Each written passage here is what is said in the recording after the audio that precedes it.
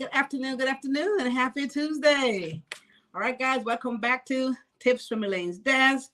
Elaine Proby here, CEO of PROBY'S Tax and Accounting, and Tips from Elaine's Desk. All right. Hey, Joan. Thanks for jumping in. Cognac. Hi, Mom. Hey, daughter. Thanks for jumping in here, guys. Hit like and share on this video. We're going to talk about something very exciting today, and it has to do with the benefits of S corporations. Everybody's calling me, asking me this question. Should they have an LLC? Should they make it into an S Corp? What are the tax advantages? What they need to do? People are still very confused. So I have 3 tips. Hopefully that will clear it all up, and then everybody's going to really understand if they should have an LLC. Should they do an S Corp? Should they turn their C Corp into an S Corp? So this is going to be real simple. 3 simple tips today, guys. So hit like and share on this video, okay? So let everybody get this information. So let's jump right into our first point today. What is an S Corp? And why is it an S Corp, right? What is an S Corp?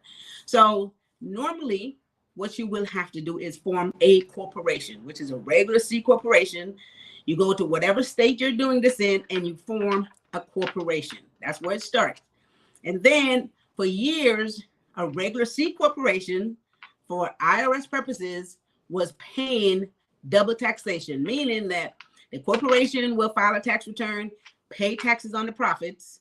Then when the owners pull that money out, it comes to them as dividend, they pay taxes again. So it was called double taxation in a regular C corporation. Still happens today. However, a lot of small business was like, okay, we cannot pay double taxes on the income the business make. Corporation pay taxes. We take the money out and we pay taxes again. It's hurting our business success. So they were calling it, unfair, and they felt like something else should be done. So what happened? The IRS, they did an amendment to the code, and they created what is called a subchapter S corporation. So they'll take those C corporations, and when you elect to be treated differently for tax purposes, they have you fill out a form and elect to be treated as a subchapter S corporation for tax purposes. So that's how that S corporation came about. And a lot of people are still confused because I have people calling me all the time, am I a C corporation or S corporation, or what kind of corporation am I? Okay, so you start off as a C, but if you never elect to be treated for tax purposes as an S, you're always a C corporation, which is the regular corporation that everybody is always asking which one they are. I mean, I've done a lot of tax returns in the wrong format because people don't always know if they're a C corporation or as an S corporation. So let's get that straight. So you become a C corporation first. For tax purposes, you can elect to be treated as an S corporation for tax purposes. That's the difference, and that is what an S corporation really is. Okay, so real simple. Hopefully everybody get this so people are a little bit more clear. And believe me, a lot of folks is still very confused about this point. So hi, Rod. Thanks for jumping in. Hi, my brother. Guys, hit like and share on this video. We're speaking of the key benefits of an S corporation, and from a tax perspective is what we're making this approach from. Okay, so second point today, very important. How the IRS taxes an S Corp. Again, a very confusing issue for a lot of people in business who created these corporations, created these LLCs, they don't understand the process of the taxation when it comes to their business model, right? So they don't really get this. And so I'm just, again, speaking of the S corporation. So the S corporation is a different entity. However, it is not taxed on the profit it makes. Let's get this clear. The S corporation does not pay income taxes on its profit. If you made $100,000 in your S corporation, when you file the S corporation taxes, it's for information purposes. The IRS get that information, but it will not be paying any taxes on that profit. So what happened is the profit now passes through. It's what they call a pass-through entity. The profit passes through from the S corporation to all the shareholders. So based on what your percentage is in that business, that amount of money will come to you as a shareholder, and now you as the individual will then pay taxes on the profits. Okay, again, something very difficult for a lot of people to understand. And I get this so many times, so many people call and they don't understand this. The S corporation does not pay the federal any income taxes. Now, what the S corporation is going to pay the federal is if they have not filed those taxes, they will pay them a penalty. However, income tax is not what they pay. We'll talk about it on the third point. Okay, so again, the only other taxes that the S corporation will pay is they will be paying taxes to their state, and we're going to be speaking on how that reflects on the S corporation based on what state that you have incorporated in. So, how am I making this very clear? All right, so the IRS does not tax the S corporation independently. It is going to be taxed based on the individual. You're going to get a K-1. They're going to file an 1120S as a company, and they're not paying taxes. They're going to give each one of the owners a K-1 form to show how much money you got from that business, and you have to pay taxes on that. Okay, so that's how the IRS taxes S corporation. I hope everybody gets this. I hope everybody gets this. I hope everybody gets this really clear and, clear up some of the confusion, all right? So hit like and share on this video, guys. Key benefits of S corporation, how it affects you tax-wise. Very simple question that a lot of people call and ask about because they're still a little confused about how this works. So the third point, this is going to be very, very important to really get. Okay, so let's jump into the third point. So what taxes does the S corporation really have to pay? Now that I said in the second point, the IRS does not tax the S corporation. Do they pay any taxes at all? Yes, they do. So if you as an S corporation and you have a payroll. Now, all of the shareholders in the S corporation, active shareholders, if you're working in the business, you should be on payroll. If you have other people working for you, you should be on payroll. When you have a payroll, guys, you must pay payroll taxes. You must collect those Social Security taxes, Medicare taxes, and as an employer, you match those taxes, unemployment taxes, and you pay payroll taxes. Now, people get this confused all the time, and I understand it because there's different taxes. There's the income taxes, there's the payroll taxes, there's so many taxes. However, when you hear, oh, S corporation doesn't pay any taxes, you're thinking nothing at all. I really want to point out that payroll taxes, though, you have to pay that in. That's not income taxes. Payroll taxes, you collect that money, you matches it as an employer, you have to pay the payroll taxes into the government. You file a payroll tax form 941. You send in that Social Security taxes, you send in the income taxes, and those taxes you must pay and file and send into the federal government. All right, so don't get the two confused. All right, and then depending on what state you form your corporation in, you will have to pay state taxes. Now, a lot of states, some people will incorporate in some state that doesn't have state taxes, and Nevada and wherever else say, I'm going to form my corporation in these states that doesn't pay state taxes.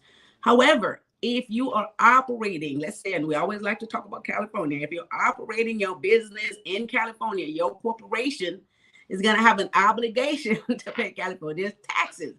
California is not going to allow you to operate here, incorporated in Delaware or Nevada, and don't pay them taxes, and then you're operating in California. So you will be paying, as an S corporation, you will be paying California taxes, right? Now, one thing California does is they have a minimum tax of $800. Whether you make money or not, you got to give them $800. And if you make money, there's like a 1.5% that you pay in that profit. So keep in mind, right? If you incorporate in someplace else that have no taxes, you have to operate from that state. You cannot operate in California. Your S corporation will have to pay California taxes, minimum tax, and or 1.5%, right? So, and one last thing to the feds, and this gets a lot of folks. If you fail to file your S corporation tax return, you don't have to pay the federal government any income taxes, but what you will pay them is a penalty for not filing that return in time. People get confused. They get a bill from the IRS and they say, oh my God, I didn't know I had to pay taxes to the IRS.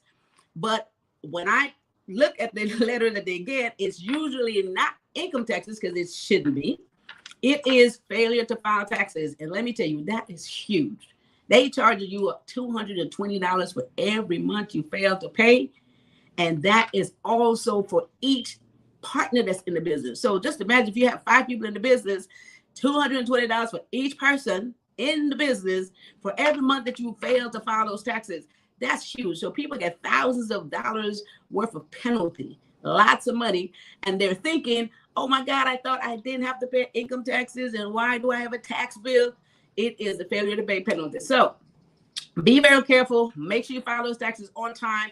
You don't have to pay income taxes, but that penalty shows up. Most people get it because a lot of times they miss the deadline. They don't file an extension and they get that penalty, and they're thinking it's income taxes. All right. So I'm trying to make this very clear. So those are the taxes that an S corporation will have to pay. I want to really get clarity. The reason I'm having this conversation, just had that conversation with some clients and they didn't get it, but hopefully after I had the conversation with them, I think they all got it. Okay. So let's recap the key benefits tax-wise, how it affects your S corporation. Okay, hit like and share on this video, guys. Hit like and share on this video. Everybody has these questions and everybody is confused. First point, what is an S corp? An S corporation is a regular C corporation. Instead of having double taxation, they have elected to be treated as an S corporation, meaning a pass-through entity. So the profits that the business make, the business pays no taxes. It passes through to the owners, to the partners, to all the shareholders, and they pay taxes. So it's a pass-through entity. Second point, how the IRS taxes S corporation. S corporation pays no income taxes because no money really technically stays in there. The money is passed through to the shareholders, right? And they pay the taxes. So this is how it works. They don't pay income taxes. And one of the things that you have to understand is that the S corporation, even if you don't take the money out, the profit is passed through to you and you pay taxes on it individually. Even if there's no distribution, you never got the money out. I have people confused. They're like, the money's still in the bank, so why am I paying taxes? Well, the IRS doesn't care if the money's in the bank or you got the money. The fact is that you have to pay taxes on your share of that income. So whether you take the money out the bank, I always have to tell the client that money is already taxed. It's yours to take whenever you want to. They ask, do I pay taxes again when I take it? No, you already pay taxes. So you can leave it in the bank if you want in the business account, but you don't have to pay taxes when you pull it out because you already paying taxes on it, even if you didn't pull it out. Okay. And third point, S corporation must pay payroll taxes. You have a payroll, you deduct payroll taxes, you have to match as an employer Social Security, Medicare taxes, unemployment taxes, and you must pay those taxes. Now keep in mind that's payroll taxes, not income taxes. I'm trying to make it very clear. And if you are in a taxable state, operating from a taxable state such as California, minimum taxes it must pay. $800 minimum tax, 1.5 if you make a profit, and major, if you don't pay these taxes, this money to the state, they can suspend your corporation, make you inactive, which means that you shouldn't even be operating an inactive corporation, and then it throws everything into a tailspin. Okay, super important. All right, those are my 3 points today, guys. Like and share in this video. If you guys have any further questions on this topic, I want you guys to go to PROBY'S.com. Again, I keep saying this, book a 15-minute free consultation. As a matter of fact, a lot of people taking advantage of this. Every single day my calendar is booked. So many people on there having questions about how they pay taxes, what they need to do with their entities. So go to PROBY'S.com, go to the calendar, book a free 15-minute consultation, call the office at 323-290-9034. And of course, if you need to get those taxes filed, we can take care of you at PROBY'S from the comfort of your own home or office. Everything is done virtually. Everything is done online. You don't even have to leave the comfort of your home or office. Okay, we can take care of you there. All right. So that's my spiel on those taxes, and it brings me to Elaine'sDesk.com. And I think we're running out of time on this one. We're going to be scheduling what we do have scheduled for March the 7th. We do have our workshops, business workshop scheduled for March the 7th. So go to Elaine'sDesk.com and register for that business workshop. It's going to be very important, super duper, lots of great information. You guys, all this information is free. Take advantage of it, okay? So, and then with that said, I think we're back here on Thursday. What are we talking about on Thursday? Thursday, we're going to talk about tax, debt, and financial resilience. Now, this is a topic that most people don't want to address. They wait for years and years and years. They have a tax problem. They have tax debt. It keeps growing, keep going. It's not going anywhere.